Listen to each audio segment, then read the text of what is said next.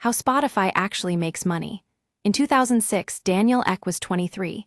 He had sold his last ad tech company. He looked at the music industry and saw a crime scene. Piracy had won. Napster, LimeWire, Kazaa, record labels were suing 12-year-olds. Revenue was down 40% in a decade. The whole industry was collapsing. His pitch to labels was simple. Let us stream your music. We will pay you every time someone plays it. We will fix the piracy problem. We will give you data you have never had. Labels said yes. Universal, Sony, Warner, BMG. The 4 biggest music companies in the world signed deals no one thought would work. The mechanism was a royalty pool. Every month, Spotify pools all subscription revenue and advertising money. Then it divides that pool by total streams. Each artist gets a share proportional to their share of total listening.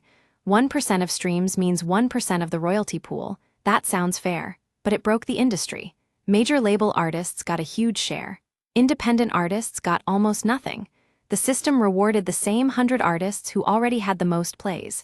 Then Spotify built the recommendation engine. 2015. Discover Weekly.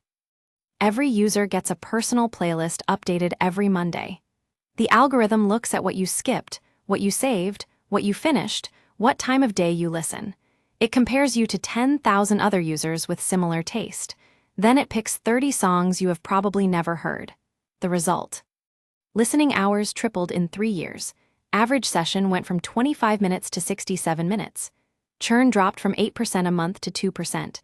Discover Weekly alone drives 30% of all streams on Spotify. The cost side is brutal. Spotify pays 70% of revenue back to labels. Apple Music pays 73%. YouTube Music pays 55%. Spotify is the highest cost music service in the world. How does it survive? Scale. Spotify pays a fixed royalty per stream. If more users join, the per stream rate does not change much. The cost of a new user is mostly bandwidth. Bandwidth gets cheaper every year, so gross margin grows with size. In 2018, Spotify went public, but not with a normal IPO, a direct listing. No bank underwrote. No new shares sold. Existing shareholders just started trading on day one. No lockup. No promotion. Wall Street hated it. Daniel Ek did not care. In 2020, Spotify paid Joe Rogan $100 million for an exclusive podcast. The deal did not pay back in podcast revenue. It paid back in user acquisition. Rogan pulled in new male listeners over 25. They stayed.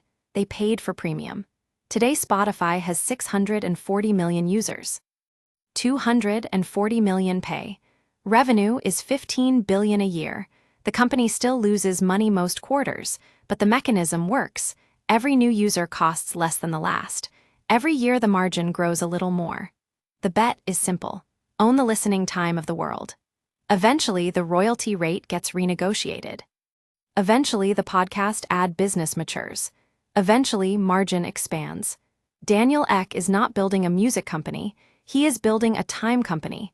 And time is the only resource that does not get cheaper.